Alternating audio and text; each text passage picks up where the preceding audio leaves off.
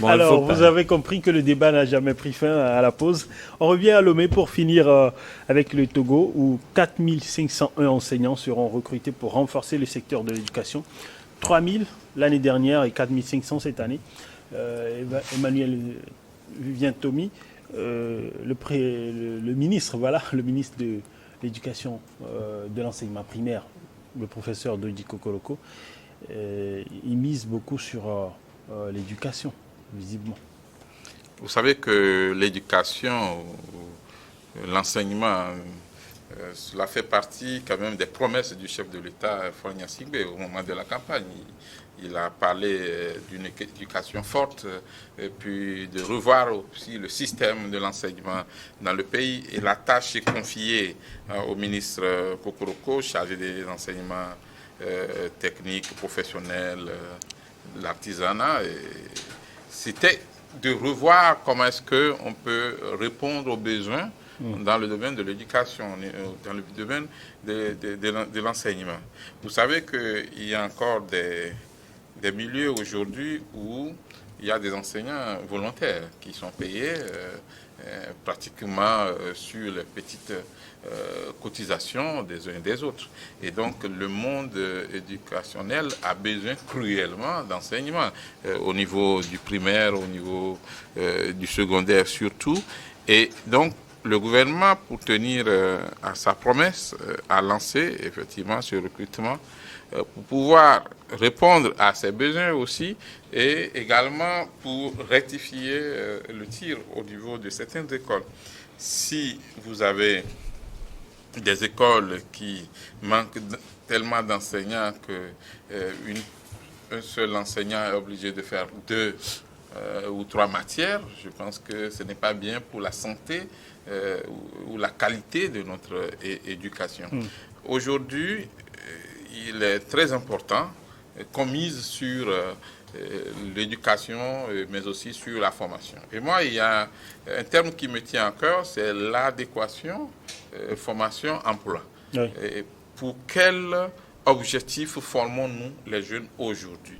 Est-ce que nous avons des plans pour que, aujourd'hui, on parle beaucoup plus de l'intelligence artificielle, on parle du développement de la technologie, et les travailleurs de demain, ceux qui seront plus utiles demain, auront à se frotter plus à l'intelligence artificielle, à la technologie. Est-ce que nous avons déjà commencé par préparer cette relève-là?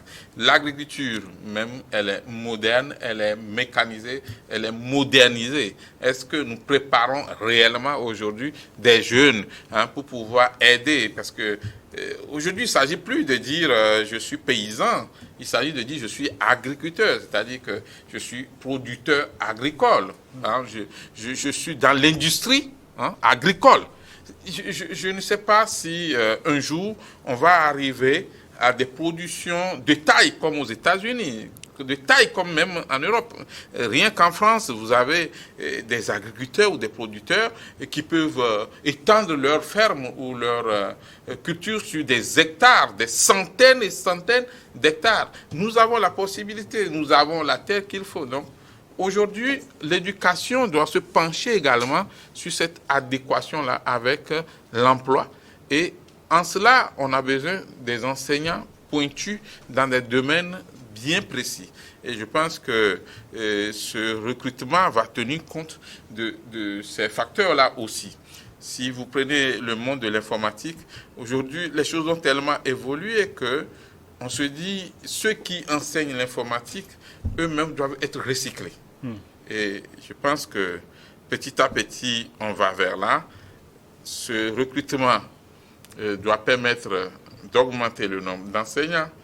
Peut-être que certains vont trouver le nombre un peu insuffisant parce que par rapport aux besoins dans le domaine, mais vous savez, comme on le dit, la plus belle fille du monde ne peut donner que ce qu'elle a pour le moment. Peut-être qu'elle va ajouter aussi la cuisine après. Je pense que selon ce qu'il avait, le professeur Dodi Kokoloko, il avait annoncé 3000. Il avait annoncé à peu près 3500. Oui, maintenant. Et là, on est au niveau de 4000. 500 et vous savez, comment ça se passe réellement, le recrutement dans la fonction publique? Il y a les départements ministériels qui expriment leurs besoins. Mais c'est au niveau de la centralisation, au niveau de la fonction publique, on doit savoir que, écoutez, nous avons la possibilité de prendre tel nombre d'agents encore pour la fonction publique, d'une façon générale. Et après repartir sur les priorités. Oui, tout à fait. Donc, il y a les priorités, mais aussi le nombre qu'on peut... Parce qu'il ne s'agit pas de recruter pour recruter. Il faut recruter et puis aussi être capable de payer jusqu'à la fin, assurer les droits de ces agents-là. Mais là, ici, on peut se réjouir parce que le ministre chargé des enseignements avait dit 3500. Maintenant, le communiqué du gouvernement qui annonce ce recrutement parle de 4501 agents à recruter et c'est une bonne chose. Encourager les jeunes à postuler, mais aussi un problème qui se pose au Togo, c'est que les jeunes sont fatigués de postuler et de ne pas avoir de résultats probants parce que à chaque concours, on postule, mais les jeuns se plaignent de ne pas avoir. Oui, mais après, ce sont des gens qui sont recrutés et ils sont au Togo également. Parce que justement, c'est là je vais venir, la demande est très grande, tellement que les jeunes doivent être aussi orientés et conseillés parce que on ne peut pas tous attendre à travailler dans la fonction publique. On peut aussi s'auto-employer. Vous allez voir pour ce concours-là où on cherche 4501, si on vous donne le nombre de dossiers qui doivent atterrir sur la table du gouvernement, vous allez dire, ah bon, il y a tout cela. Mais il y a de ces jeunes-là qui ne comprennent pas jusqu'à présent qu'il ne faut pas perdre du temps après ces diplômes, passer 5 ans, 6 ans, 9 ans à chercher du travail. On peut voir qu'est-ce qu'on peut faire pour s'auto-employer. S'il y a une possibilité de travailler dans la fonction publique, tant mieux. Mais prenez les pays anglophones, ceux qui sont plus riches, ce n'est pas nécessairement les fonctionnaires. C'est ceux qui sont plutôt dans le privé. C'est ceux qui s'auto-emploient. C'est ceux qui se donnent à de l'entrepreneuriat. Et ça, c'est très important aussi. Alors, il y a 2 domaines que... beaucoup de Togolais aimeraient renforcer parce qu'il y a eu des sondages, il y a le secteur de la santé et puis de l'éducation. Et ça prouve que le gouvernement est en train d'écouter. Oui, non, mais il y a des besoins un peu partout dans tous les ministères, sauf que... les priorités, en tout cas. Les gens ne les expriment pas. En fait, les gens font une table rase parce que c'est pas seulement au ministère des enseignements primaires secondaires où... on a des besoins. Il y a des besoins un peu partout, comme je l'ai dit. Et quand vous vous souvenez, il y a de cela plus d'1 an qu'un concours général de la fonction publique a été organisé et jusque-là, les résultats ne sont pas tombés. Donc, c'est pour ça, moi, je dis qu'au moins, le ministre Dodi Kokoroko, je pense qu'il faut avoir, sans faire la fine bouche, quoi. C'est-à-dire qu'il faudrait qu'on essaie de le dire qu'au moins, il fait bien les choses. Parce que c'est le 2e concours de grande envergure qui organise, en fait, à l'espace de 6 mois. En avril, il y avait eu un concours de recrutement de plus de 3000 en fait, enseignants, c'est-à-dire que des élèves qui seront formés dans les écoles, qui seront dévestis dans les écoles pour une formation de qualité. Et aujourd'hui, il tient également une promesse qu'il a eu à tenir en février dernier devant la communauté en fait, scolaire à Agné. Et donc, il a promis en fait recruter 3500 et aujourd'hui, il a augmenté le nombre. Je pense que tout ça, c'est pour pas lui seul, parce que c'est le gouvernement. Oui, mais aujourd'hui, on parle du gouvernement, mais je crois que c'est lui qui a exprimé le besoin. Il est allé défendre. Chaque département exprime ses besoins. Oui, je sais, mais et ça est votre façon de défendre votre dossier devant le gouvernement. Il ne faut pas oublier la volonté personnelle. Oui, mais c'est la volonté du ministre. C'est lui qui va, c'est lui qui défend son dossier. Qui veut. Dans mon secteur, pour avancer, j'ai besoin de telle infrastructure, j'ai besoin de ceci, j'ai besoin de cela. Mettez-le à ma disposition et vous verrez que je vous produirai de résultats probants. Et je pense qu'il est là dans cette logique. Et là, il faudrait qu'on ait le courage de le dire. C'est-à-dire que si on peut avoir au moins chaque Togolais engagé comme ça dans son secteur, je pense qu'on sortira tôt du sous-développement. C'est de ça qu'il s'agit aujourd'hui parce que tout à l'heure, au début de ma prise de parole, j'ai dit qu'il y a un concours qui a été organisé, un concours général de la fonction publique qui a été organisé. Et quand on vous dit qu'il y a un concours qui a été organisé, et le doyen Tommy l'a touché tout à l'heure, pour ce concours de 4500, vous verrez imaginez le nombre de dossiers qu'on aura enregistrés. Ça prouve à suffisance aujourd'hui qu'il y a ce qu'on appelle le sous-emploi ou bien le chômage. Nous avons une population qui est majoritairement jeune et beaucoup n'ont pas d'emploi. Et donc, quand on lance des concours comme ça, il y a une influence monstre. Ça veut dire qu'il y a le besoin, il est réel, le besoin, il est vraiment criard et sur lequel il faut justement pencher. Donc, quand on organise les concours, il faut les programmer. Dieu merci qu'au moins dans ce secteur, à chaque fois que le concours est organisé, on a les résultats. Je pense que ici, là, dans 1 mois ou 2 mois, vous aurez également les résultats et que ces enseignants-là pourront être intégrés lors de la prochaine rentrée scolaire. C'est un exemple à suivre. Maintenant, c'est vrai, aujourd'hui, on recrute, mais il va falloir aussi arriver à les former. C'est-à-dire qu'on a, les ressources humaines, mais derrière, en fait, qu'est-ce qu'on enseigne aux élèves? Est-ce que vous voyez? C'est vrai qu'aujourd'hui, on a essayé de tout réformer. On parle d'approche par compétence. On essaie de réformer les choses. Ouais. On a donné d'autres noms à certaines matières et tout. Le programme est en train d'être revu. Ouais. Donc, comme je le dis, il faut aujourd'hui qu'on ait du contenu. Le contenu, ça viendra justement des enseignants recrutés. Parce que quand vous voyez aujourd'hui, c'est vrai qu'on a de très bons résultats. Le CPD avec un taux de réussite exceptionnel, plus de 97% de taux de réussite. Mais quand vous voyez, je me demande, est-ce que réellement c'est ça? Est-ce que ces taux de réussite-là ne sont pas un trompe-œil? Est-ce que vous voyez? Quand vous voyez aujourd'hui, on vous dira que vous n'avez plus les enfants, bien les élèves n'ont plus la possibilité de reprendre certaines classes, de redoubler certaines classes. C'est-à-dire que du CEP1 jusqu'au CM1, c'est devenu presque une forme de... C'est une formalité? C'est pas une formalité, mais c'est presque une sorte de formation. C'est-à-dire que vous allez, donc il suffit juste d'être présent, on vous forme. Et puis à la fin de l'année, vous allez passer en classe supérieure. Et donc ça veut dire qu'il y a un travail qui doit être fait dans ce sens-là. Donc quand comme je le dis, le recrutement c'est une bonne chose en soi parce que ça va permettre à certains Togolais d'avoir du boulot. Et après, ils ne sont pas déversés ils ne sont pas déployés comme ça, ils reçoivent une formation. Oui, donc ça veut dire que c'est ce qu'on appelle stade de formation. Vous pouvez pas, on ne va pas vous recruter et vous jeter immédiatement en fait, dans la bataille. Il faut justement qu'on vous rôde. Et donc je pense que tout ça entre dans la réforme du ministre. Et comme je le disais, quand vous voyez les chiffres que nous avons, quand on parle d'enseignants volontaires, parce que le concours en réalité en premier lieu organisé à leur intention. En 2021, nous avons...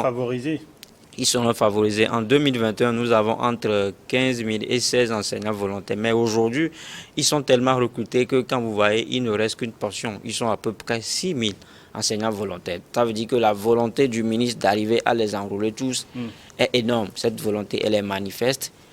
Et je pense que pour de tels actes, on ne peut qu'encourager. Pas féliciter, mais constater, encourager. C'est bien. Oui. Alors, monsieur, à côté, vous voulez réagir, bien sûr. Oui, bon, mes deux co-débatteurs ont déjà tout dit. Ah bon, vous pensez? Oui, monsieur le ministre Kokoroko, moi je dis, c'est le feu ministre Agbeti Afa incarné. Il est venu, il travaille comme feu ministre Agbeti Afa. Tout le monde connaît que quand il avait le secteur en main, il avait durci, il avait corsé les choses, il a fait autant d'ayadements dans le temps des réformes courageuses. M. Kokoroko en est la photocopie, sinon l'original. Il fait aussi de son mieux.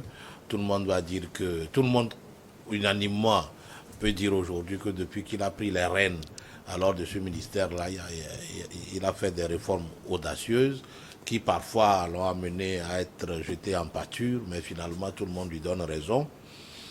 Aujourd'hui, qu'est-ce que le Togolais veut? C'est un enseignement de qualité, des enseignants de qualité qui peuvent dispenser des cours et donner une formation de qualité alors à nos enfants, relève de demain d'ailleurs, et donc on ne peut que lui souhaiter bon vent. Aussi pour les candidats à ces différents concours, je crois que le ministre a bien fait de ne plus permettre seulement à ceux qui ont le baccalauréat d'aller à ces concours-là, mais plutôt ceux qui ont, en dehors du baccalauréat, le CAP. Le CAP pour ceux du primaire, le CAPES pour ceux du secondaire. C'est déjà une bonne chose, c'est-à-dire que la personne est déjà formée pour le métier d'enseignant. Il postule pour devenir à ce concours pour devenir enseignant, donc ça fait un pas de plus. Il n'est pas peut-être étranger au métier. Il a déjà les b.a.-ba du métier, et donc une fois qu'il sera alors reçu à ce concours, il ne pourra que alors exceller dans la formation des enfants, ce qui est une bonne réforme, une réforme de qualité à ce stade-là. Et donc, pour les postulants, nous pouvons que leur souhaiter bonne chance, et surtout qu'avec Kokoroko, il n'y a pas cette histoire de « ok, c'est mon parent qui est président de tel parti, c'est mon frère qui est ici », c'est-à-dire qu'il n'y a pas de malversation, il n'y a pas au niveau des concours. Non, avec Kokoroko, c'est 20 ou 0, c'est-à-dire vous travaillez bien, vous sortez, c'est pas ça, vous restez sur le carreau. Donc, vivement que Dieu puisse accompagner alors ceux qui ont postulé ou vont postuler pour ces différents concours, et que Dieu puisse les accompagner. N'oublions pas qu'ils ne recrutent pas seulement pour l'enseignement primaire, ils recrutent pour l'enseignement primaire, secondaire et même pour la formation professionnelle. Oui. Alors, c'est quelque chose, et même pour les gens du préscolaire, ils recrutent aussi pour eux. Alors, je dis que 850 pour le préscolaire. Chapeau à lui, parce que n'oublions pas aussi qu'à chaque année, il y a des enseignants qui vont à la retraite. Il y a aussi d'autres écoles qui se créent. Ils ont besoin alors des enseignants. Ouais. Alors, prions pour que le gouvernement ait suffisamment de moyens pour pouvoir alors pourvoir alors des enseignants à toutes les écoles, pour que nos enfants puissent avoir les maîtres, les professeurs qu'il faut pour leur formation. Voilà. Oui, bien Tommy.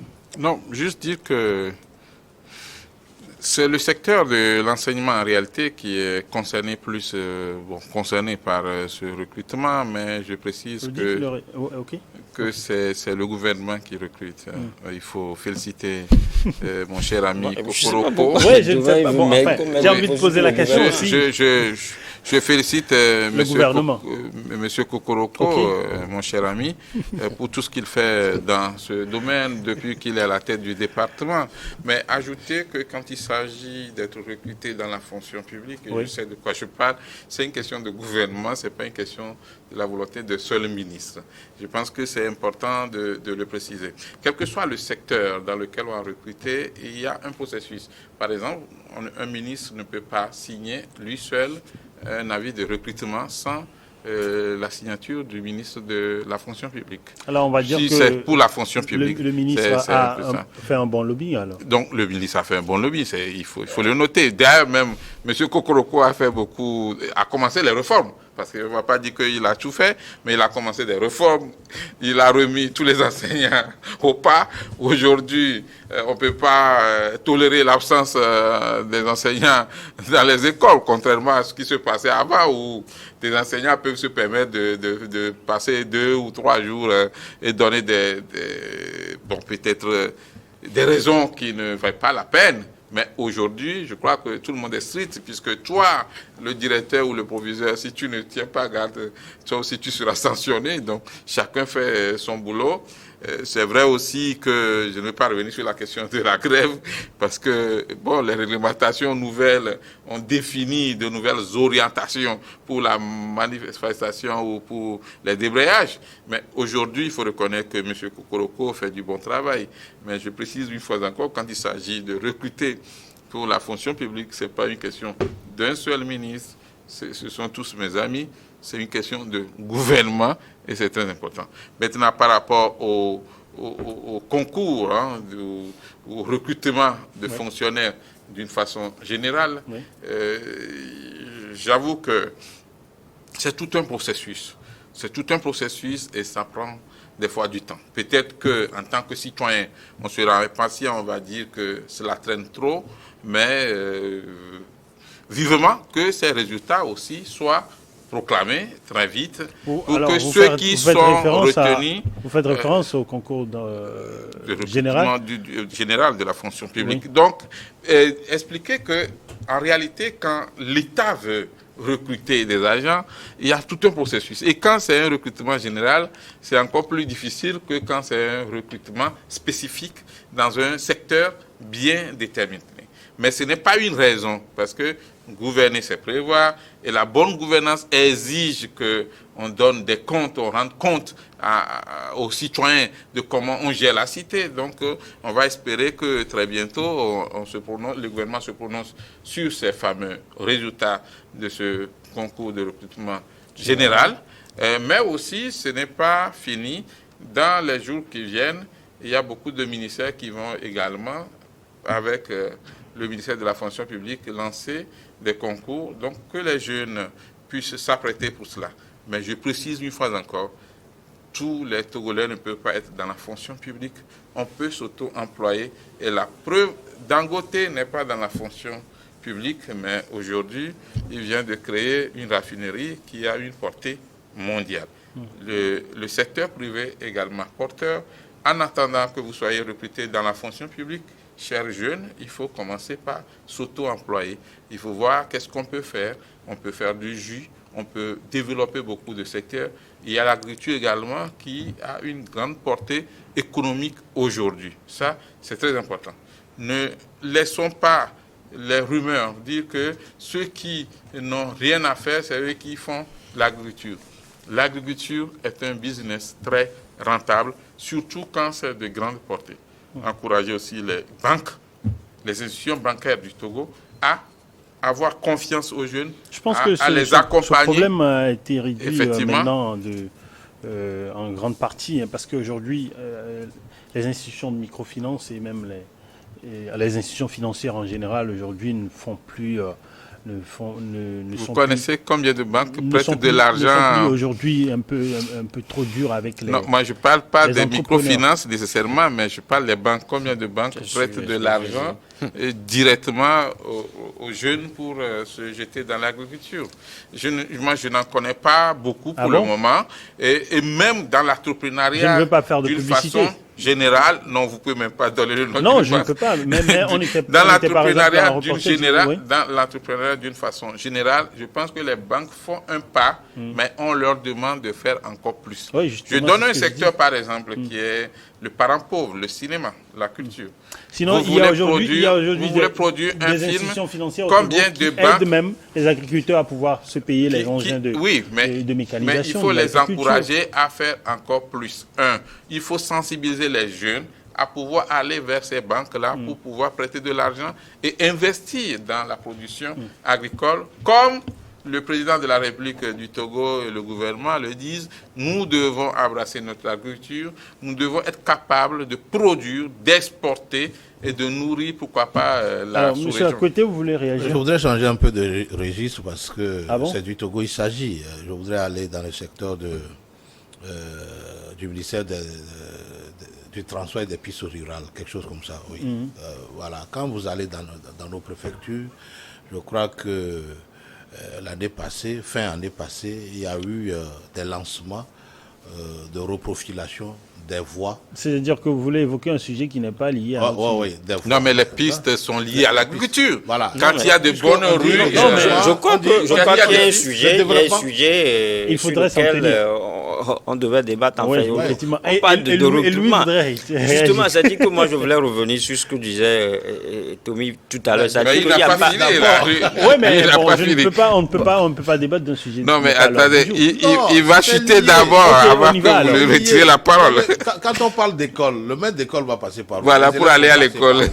Quand la reprofilation des voies locales dans nos préfectures ne sont pas faites, or que le marché est passé et que peut-être c'est l'entreprise qui a gagné le marché qui n'exécute pas les travaux.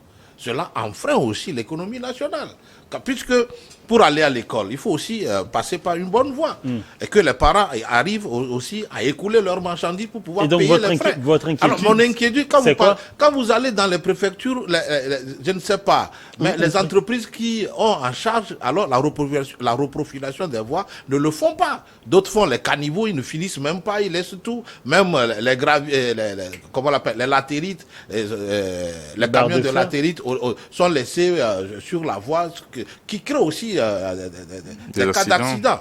Alors moi j'ai dit, alors que le ministre veille à ce que toute entreprise qui gagne ces marchés-là puisse faire la voie et permettre aux paysans d'écouler leurs marchandises et que voilà, de village en village, les gens puissent aller et revenir. Ça, il faut le dire, puisque c'est lié à l'enseignement. Parce que quand il n'y a pas de voie, le maître ne peut pas aller à l'école. La route du développement commence par le développement de la route. On dit aussi que... Alors, un instant. Lui, tu voudrais réagir par rapport à notre sujet.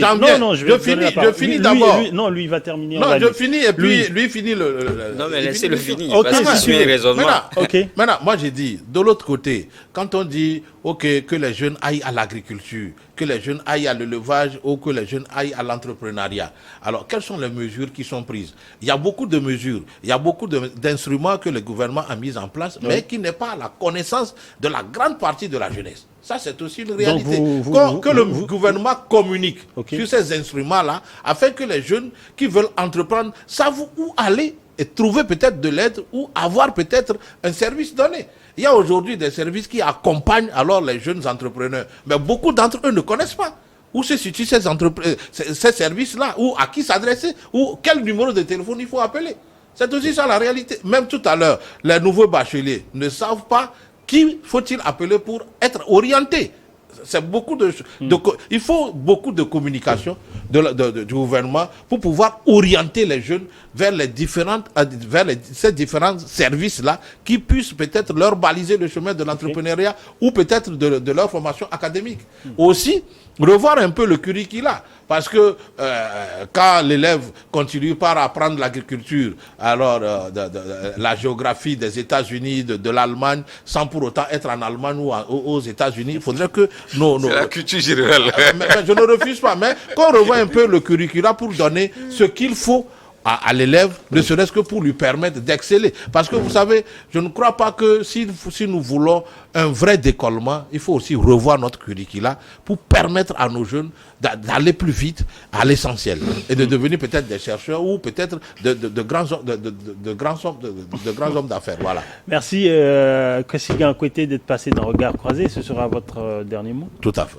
Merci aussi à vous et merci à tous les téléspectateurs. Alors Vivien Tomi, pour terminer, 30 secondes. Juste dire félicitations au ministère des Enseignements, mais également d'une façon générale au gouvernement, mais rappeler aux jeunes que tout le monde n'est pas obligé de travailler dans la fonction publique.